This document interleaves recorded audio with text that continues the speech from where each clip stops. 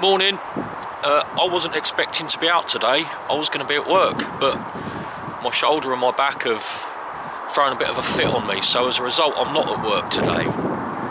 Can't walk obviously, but I've come to Tring Museum. There's going to be a lot to see in here. I've got the earliest ticket I could. It's 10 AM, but there's still quite a few cars around. I'm just hoping that none of those cars contain hordes of screaming children. It is indeed part of the Natural History Museum, although I sort of chiefly always think of it as being a museum of taxidermy, because that's pretty much what it is. It was set up as the result of a very obsessive rich man with a lot of time on his hands, Walter Rothschild. He was born in 1860 something, died in 1930 something, but he had all the time and money in the world to feed his funny little obsession with collecting dead animals. So he went overboard, and this collection that he amassed, it eventually became part of the Natural History Museum of London. Now, Wally, as we'll refer to him, he was a bit of a weirdo, as you're about to see. It's weird enough that he's one of those Rothschilds, you know, the lizards, the shape-shifting alien lizards who control the world. He was one of them. It makes me wonder what we might see in the way of lizards in here. And I can't wait to see the fleas. They've got Mexican fleas. I've been here before, years and years ago. They've got Mexican fleas dressed up in little costumes. That's what I've remembered anyway. Now, it's all rather busy, all rather noisy, so let's just have a quick quiet look around this bit first, and then hopefully when we move on, there'll be a bit less in the way of noise. As well as the noise, I will also apologise for the horribly reflective glass protecting the exhibits. Now, the quality of the taxidermy seems to vary wildly. Most of it's alright, not bad, but then you come across the occasional one that looks like it was knocked up with bits out of Halfords. This mandrill, it's got I think that's Vauxhall blue and Ford red that they've used there. Now come around the back here and have a look at his arse. Isn't that terrible? Too much coffee. Too much coffee. Too much coffee. Ooh, get you. I had no idea there was such a thing.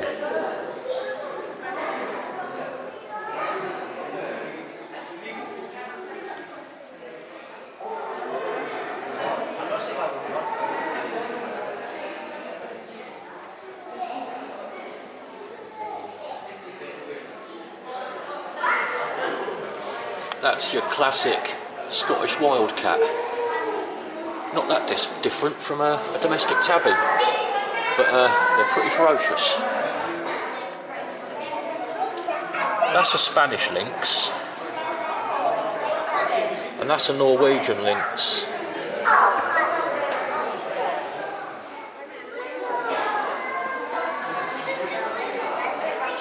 Sadly, we can't get a really good view up there because of the lighting, but that's a melanic leopard, a black leopard, just like the type we get running around here.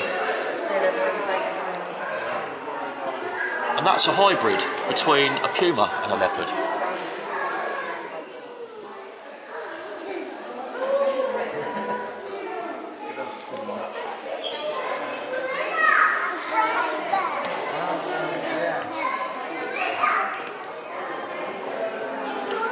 Jaguar. Standard leopard, not the black type.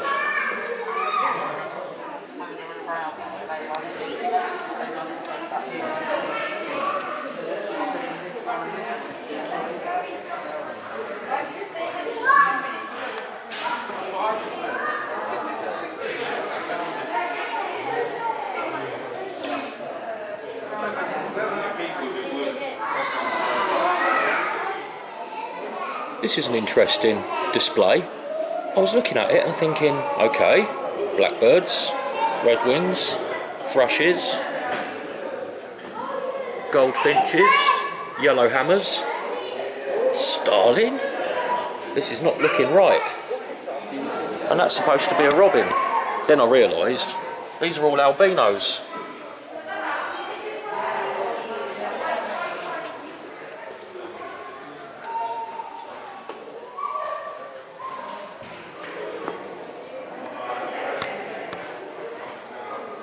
Sea eagle, we get those in the UK. Ducks, yeah, ducks. Unfortunately, some of the worst reflections going on are right here on some of the most interesting faces. That's a shame.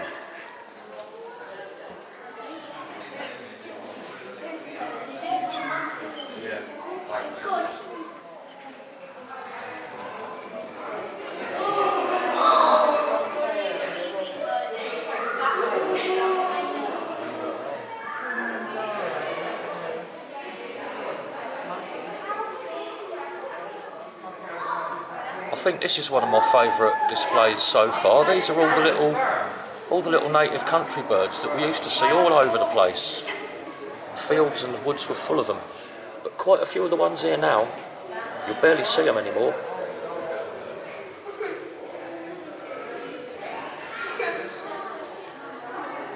That's a little owl. I see them up the allotment occasionally. I thought initially that I was looking at a baby owl sitting in the tree, but it was February, so there's no way it was a baby owl. It must have been the little owl. I see red kites all the time, but not this close up. That forked tail. Sparrowhawks, see loads of them about. Peregrine falcons, definitely not uncommon. I see kestrels almost every single day. Never seen a hen harrier, not to my knowledge. Okay, that's that first little section looked at.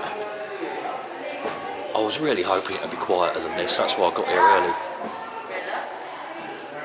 Oh, let's have a look at these eggs.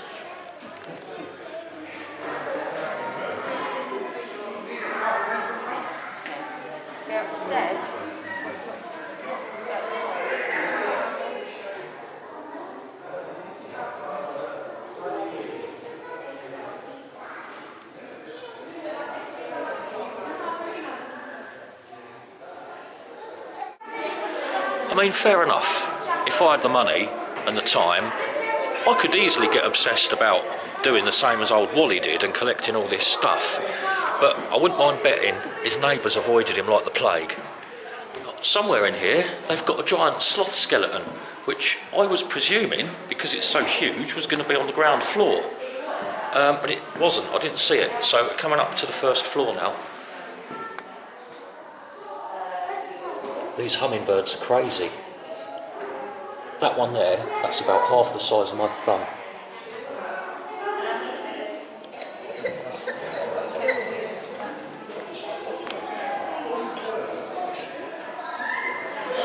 Okay, there's our giant sloth.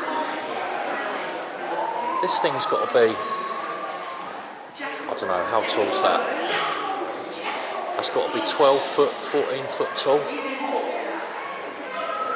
Now these things were around in the Ice Age, the same time as modern humans. So it makes me wonder what the relationship was between humans and this thing. I mean, did people see them as prey? Could a group of you hunt one of these down and feed yourselves for 5 years? Or were they just best avoided? Which is my hunch. The Coach Whip Stingray. It says down here.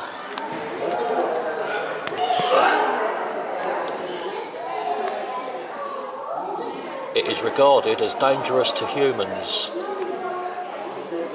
I'm pretty sure Steve Irwin would agree with that one.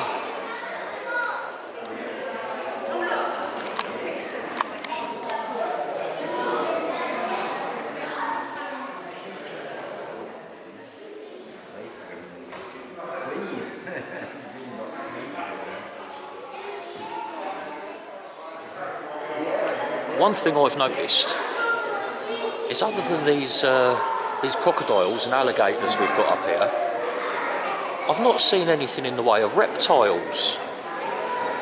It does make me wonder if even a Rothschild wouldn't stoop low enough to put his own dead relatives on display.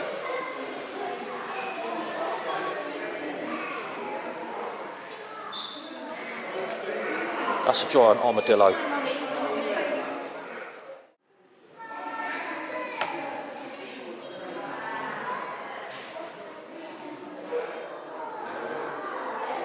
You can see here, look, that lots and lots of flies mimic bees and wasps. None of these are bees or wasps, these are all flies.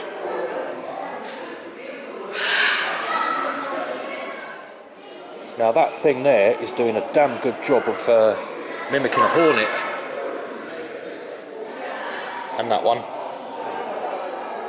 I wouldn't take my chances.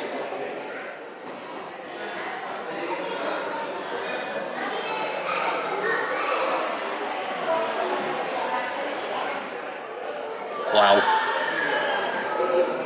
These ones are getting towards the size of my hand. These are African.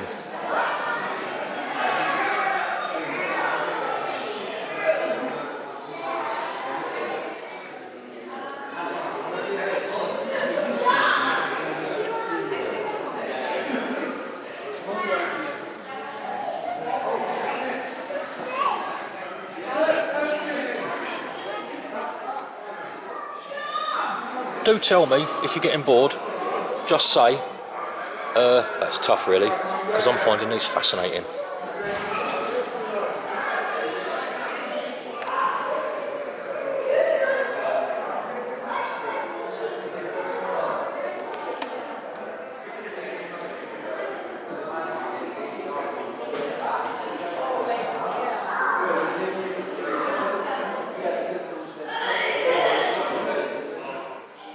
Oh yes.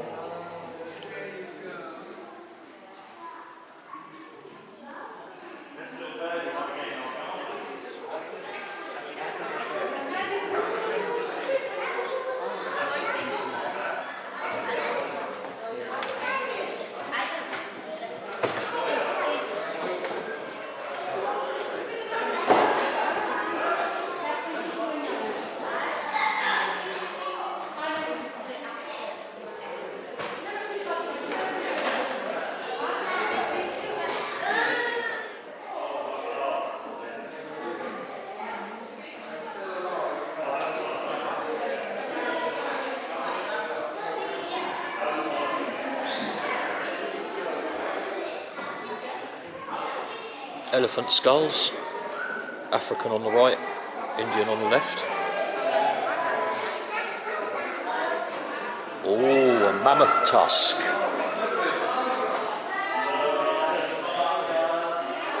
Shame they haven't got a stuffed mammoth, that'd be good, wouldn't it?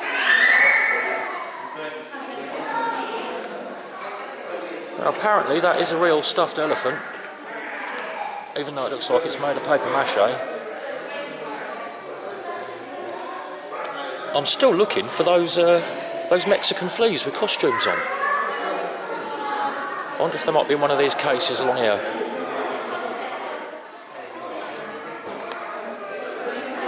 Goliath beetles.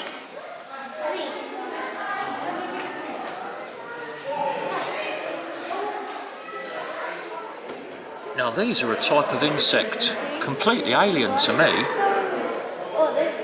They have wings a bit like moths and butterflies, but if you look at the bodies, they're much more along the lines of something similar to a shield bug or something like that. Strange looking things. Hemiptera. They're from Asia and America by the looks of it, which would explain why I've never seen one before.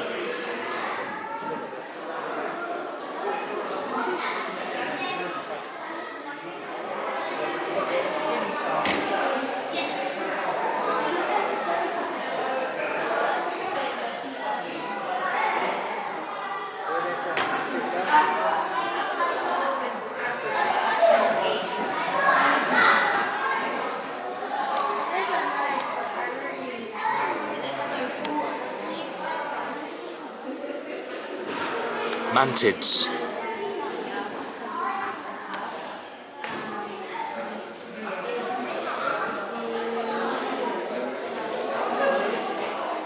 Okay, I found our fleas, but the light over in this corner is really dim, and the fleas, you have to view them through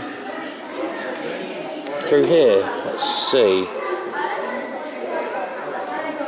I don't know if that's going to really allow you to see, but you get the idea. There's fleas in little costumes. Okay, that's section 2 covered. I wonder what's through here. Zebras. Lots of different types. That one looks more like a donkey.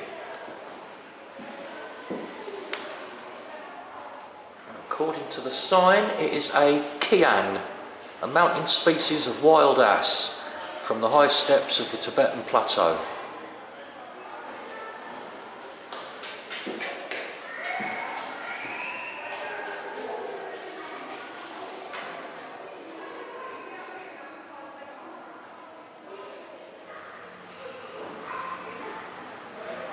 Okay, I know it was a long time ago, but you do have to wonder where all these animals came from, don't you?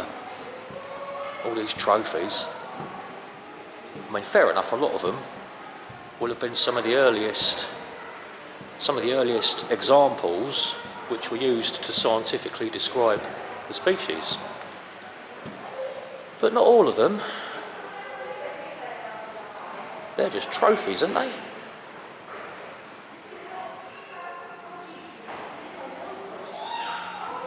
Crocodile Dundee moment.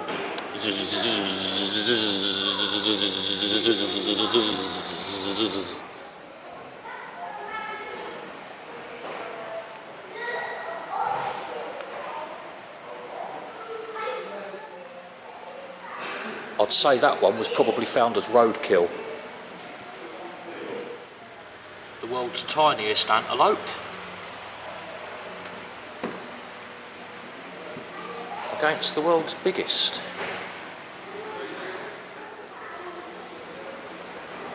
There's one of Wally's giant tortoises. He had, I think he had over 100 of them or something, and he used to ride them around like ponies. Strange fella.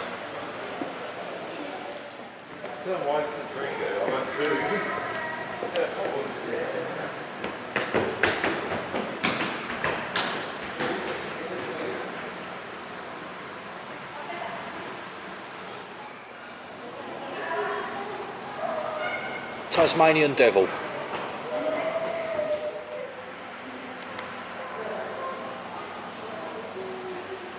And the thylacine, supposedly long extinct, but that's not 100%. There are reported sightings, supposedly. Tree kangaroo. I'm not sure what got with what to make that.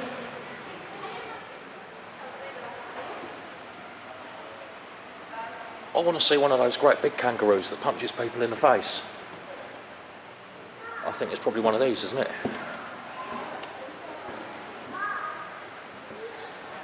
Oh, it's shorter than me. I'll take him on. Watching you, son. These have always fascinated me a bit. Armadillos. Pangolins.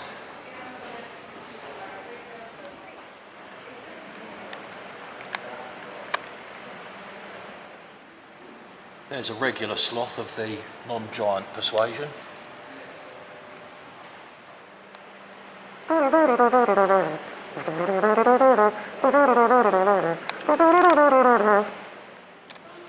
That rat there, minus the tail, is about a foot long.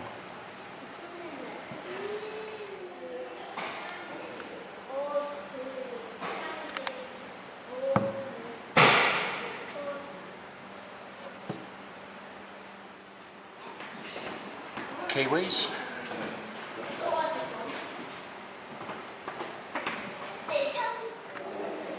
I think the mankiest looking exhibit has got to be this marbled polecat. It looks like it's been through the wheels of something before it came here.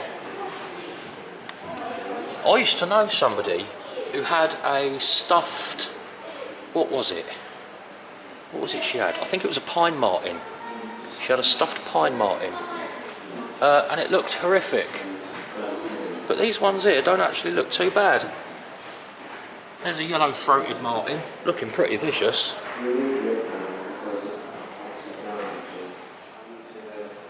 That's a honey badger, nature's greatest psychopath. You guys really need to eat something other than bamboo. You're not doing yourselves any favours. Now here we're looking at a cast of a skeleton and a model, not a stuffed one, a model of the giant moa, long extinct. Oh, yeah, I can't even see its head, look. My head is just in the middle of its thigh, next to its butt. Massive. There's some great bats here, but the reflection is just so awful. It's a real shame. Sent in by Johnny, age 3.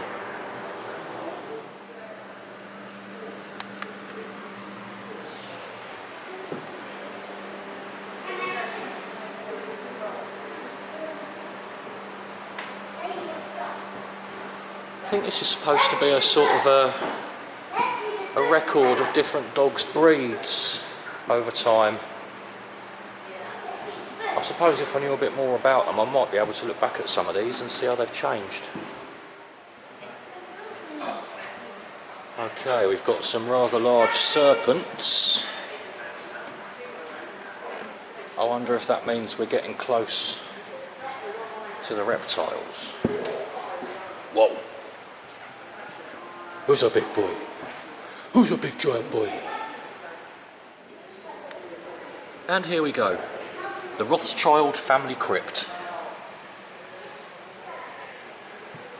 Our lizard overlords.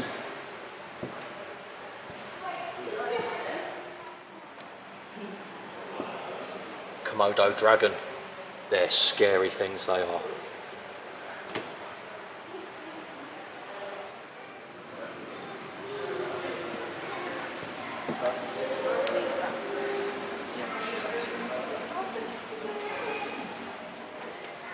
You see, I speak English well. I learned it from a book.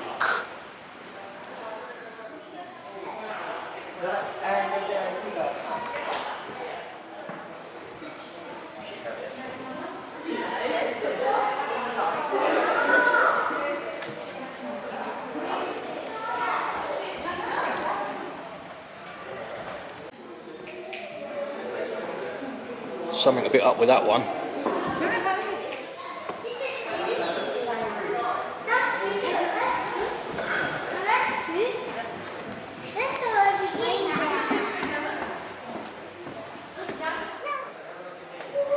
European wild boar.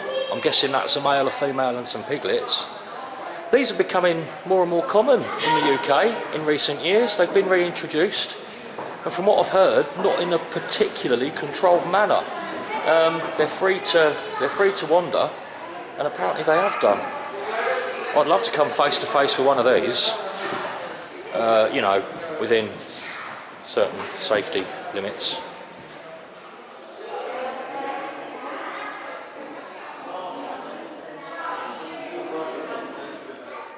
Right, now, last little stop of this tour.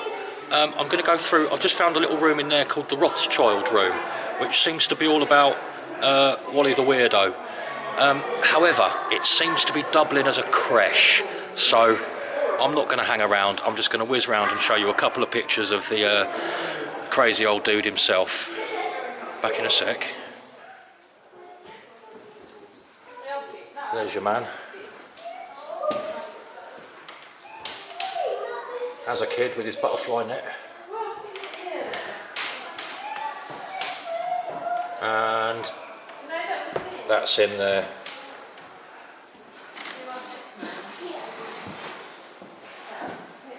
There's a stuffed something that his brother brought back from Sudan. What is it? Oh, it's a white-tailed mongoose. Okay, more pictures of Wally the Weirdo. There he is. Right, let's get back downstairs. It's exit via the gift shop, obviously. Can I get 2 things? That was excellent. I really enjoyed that. Very nice old building that houses it all as well.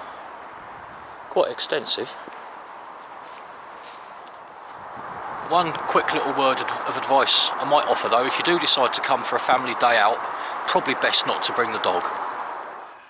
The only thing in the gift shop that really appealed to me was these little chunks of pyrite, fool's gold. They were £2 each. Now as far as I know, iron pyrite is really good for getting a spark. So for £4 I got 2 nice little chunks of it there. I'll give them a go one day. Right, I'm going to go home and rest. I don't want to tempt fate. I'll see you all soon. Catch you later.